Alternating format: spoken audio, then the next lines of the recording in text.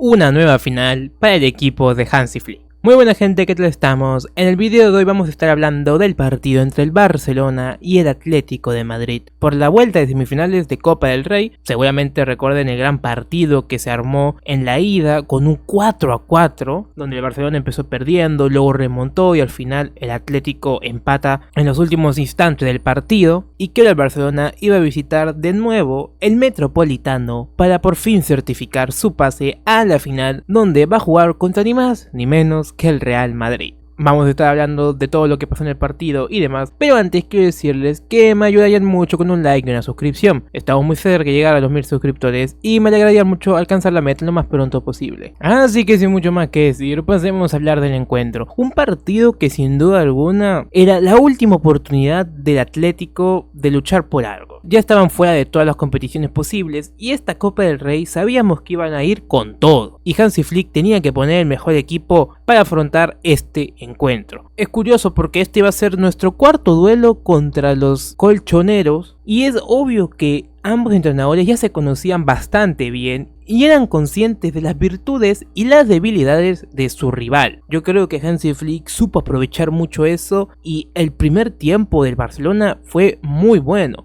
con un Atlético de Madrid que prácticamente estuvo todo el tiempo asfixiado. También hay que decir, es el estilo de Atlético, aguantar, defenderse, hasta obtener algún contragolpe para lograr poner la ventaja. Y el Barça, conociendo muy bien lo que iba a ser el Atlético, se adueñó del partido y sobre todo no le dio chance a generar alguna contra. El Atlético, también hay que decirlo, para lograr frenar el juego de Barcelona, intentó ganar los duelos de bandas. Tenían jugadores para hacer un marcaje al hombre y que tanto Lamine Yamal como Rafinha no aparecieran. De hecho, el marcaje fue tan fuerte que perfectamente el Atlético podría haberse quedado con uno menos, ya que Azpilicueta le metió un planchazo a Rafinha. Ojo, esta jugada para mí es de roja, más que nada porque le llegó a pisar en toda la parte de atrás de la pierna, cerca del talón, y le clavó toda la suela del zapato. Eso es roja. ¿Cómo no vas a cobrar roja? Lo peor es que el árbitro fue a ver el VAR y simplemente le dio igual. No sé si tuvo miedo de expulsar a un jugador tan temprano en el partido, o si de alguna manera él piensa que eso no es roja. La verdad es que me parece que para los que dicen que el árbitro beneficia al Barcelona y no sé qué más, bueno, si nos hubieran beneficiado de verdad siempre, acá hubieran cobrado una roja, porque es un planchón claro. Sin embargo, el Barcelona, a pesar de todo ello, siguió jugando bien. Sí es verdad que el Atlético trabó el juego con muchas faltas y sobre todo faltas fuertes que dolieran. Pero igual el equipo de Flick no se descentró de la misión, la cual era adelantar al Barcelona, asociándose por dentro, haciendo grandes pases rápidos, moviendo balón al ritmo que necesitaba el equipo, lograba generar chances para apeligrar un poco el arco de Musso. Sin embargo, el Atlético, si algo sabe hacer, es defenderse y se llegaba a salvar por la mínima. Pero el premio para el equipo iba a llegar después de un gran pase de Lamine Yamal, que vio a un Ferran desmarcándose y ante la salida de Musso iba a definir con sutileza para poder marcar el primer gol a los 27 del primer tiempo. Era de las primeras veces que el Barça había logrado llegar al arco y tener la chance de rematar bien, y el Tiburón Torres no iba a perdonar. Ante este gol, obviamente el plan del Atleti iba a tener que cambiar y el Barça aprovechó todo el resto de la primera mitad para cargar numerosas veces a intentar meter el 2-0 como mínimo, ya que no te puedes confiar contra un rival como es el Atlético. Sin embargo, el conjunto de Flick y los jugadores no iban a estar nada finos a la hora de definir y les costaba esa puntería para marcar gol. Ya terminada la primera parte, el Cholo Simeone iba a sorprender en la segunda mitad con un triple cambio. Cambios completamente ofensivos y sobre todo quitando a los jugadores que ya tenían tarjeta amarilla. Este cambio podríamos decir que tomó un poco por sorpresa al Barcelona, ya que los primeros minutos de la segunda mitad fue un gran dominio del Atlético de Madrid, no tanto por la posesión de balón, sino porque jugaron muy cómodamente. El partido empezó a jugarse de la manera que ellos querían, de la manera que el Cholo había pensado. La bestia negra del Barcelona, Sorloth, avisó con un tiro que no iba a definir bien y Hansi Flick tuvo que reaccionar haciendo cambios obligatorios. Metió a dos jugadores de corte defensivo, como es Ronald Araujo y Eric García, para lograr parar los ataques del Atlético de Madrid y sobre todo liberar a los del medio campo. El Atlético volvió a rozar el empate, de hecho tuvieron una jugada que terminó en gol, pero era un claro offside de Sorloth. Pero poco a poco el Barça comenzó a tener el dominio del partido de nuevo y aprovechó los claros espacios que el Atlético dejaba. Era un partido que perfectamente pudo ser un ida y vuelta si no hubiera sido porque el Atlético empezó a trabar el partido con faltas, el Barcelona también respondió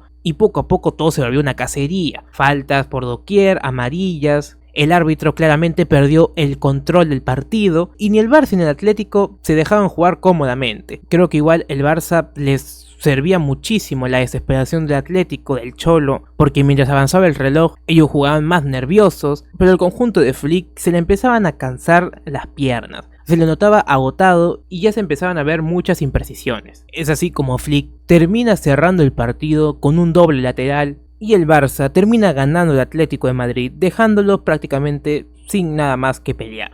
Creo que hay muchas cosas que podríamos resaltar y también mencionar sobre el partido. Creo que sorprendió mucho el segundo tiempo, ya que el Barcelona estuvo muy cómodo y de hecho ante los espacios logró generar mucho peligro. Tanto así que prácticamente tuvieron chances claras, pero ellos mismos fueron las que las desperdiciaron. Y el Atlético, si bien puso toda la ofensiva, fue a morir, no logró rematar al arco. Sí, logró por ahí marcar un gol, pero estuvo anulado. Y obviamente eso no cuenta para un tiro al arco, haciendo que el partido del Atlético sea para el olvido, ¿no? Creo que si hay algo que sorprendió al Barcelona y a Flick es que prácticamente Simeone al final salió con todo, cambió el planteamiento y diría que ese planteamiento le ayudó. Por primera vez el Atlético estaba siendo superior al Barcelona en todos los ámbitos del juego, aunque no les duró mucho y tampoco les sirvió ya que no marcaron gol. Pero creo que esa segunda mitad es cuando el Barcelona peor jugó contra el Atlético de Madrid, claramente también acompañado de la poca precisión que tuvo el equipo. Pero al final resalto mucho el replanteamiento de Flick, el cómo saber que ya es suficiente. Porque si el Barcelona seguía con el mismo estilo de juego, el Atlético le iba a marcar un gol y replanteó para defenderse mejor y sobre todo tener más el balón. Supo hacer un gran cambio como meter a Araujo para anular a Sorloth, que era de los que más estaba siendo incómodo para el equipo. Y hablando de Araujo, también vamos a hablar de los demás jugadores. Primero por Szczęsny,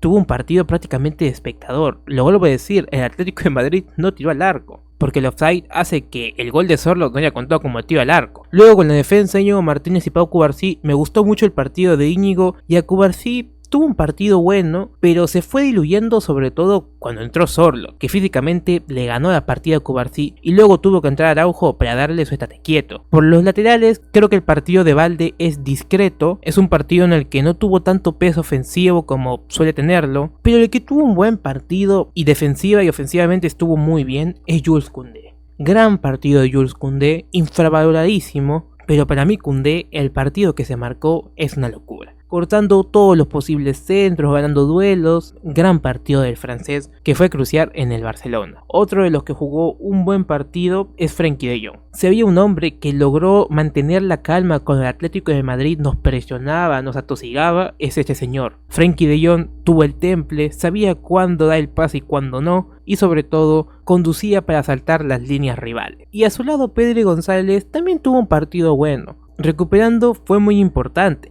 Y también para tener el control del partido y bajarle un poco los ánimos al Atlético de Madrid. Al final el estilo de juego de Pedri logró dormir un poco el partido y darle respiros al conjunto de Flick. En la mediapunta estuvo Fermín López, que me parece que tuvo una muy buena primera mitad, sobre todo con su posicionamiento. Su posicionamiento fue muy bueno, sabiendo dónde estar y jalando marcas para generar espacios. Tal vez no estuvo tan presente con el balón, pero el partido para mí de Fermín López es bueno. Obviamente ya en la segunda mitad perdió protagonismo con el subidón del Atlético. Por la parte de Lamine Yamal, para mí que fue la figura del partido, estuvo intenso, estuvo eléctrico, estuvo atrevido, que es lo que se necesita en nuestro extremo, y realmente el partido de Lamine Yamal es una locura. Cómo pasa entre dos, cómo mete pases, el pase que le metió Ferran Torres fue una locura, y sin duda alguna Lamine Yamal se merece ser el mejor del partido. Y tal vez no puede decir lo mismo por la parte izquierda de Rafinha, el cual no había jugado prácticamente nada desde el partido que tuvo con selección contra Argentina, y creo que hoy el partido de Rafinha, si tuviera que definirlo, fue frustración. Yo creo y sentí que Rafinha estaba frustrado. ¿Por qué? Con el Barcelona estaba viniendo bien, pero creo que debería ya pasar la página y centrarse en el Barcelona, centrarse en la Champions, centrarse en lo que queda de temporada. Rafinha es un jugador muy diferencial y hoy no se le vio tanto así. Creo que tuvo un partido sombrío, chances que antes tú veías que la tenía Rafinha y eran gol claro y terminó fallando, y creo que lo que necesita Rafinha un poco es calma. El gol le llegará, lo que necesita es jugar para el equipo como siempre lo ha hecho y va a seguir siendo igual de determinante que ya estaba haciéndolo antes del parón de selecciones, y yo realmente espero que el Rafinha pre-parón de selecciones vuelva, porque lo necesitamos. Por último, en la delantera que estuvo Ferran Torres supliendo a Lewandowski,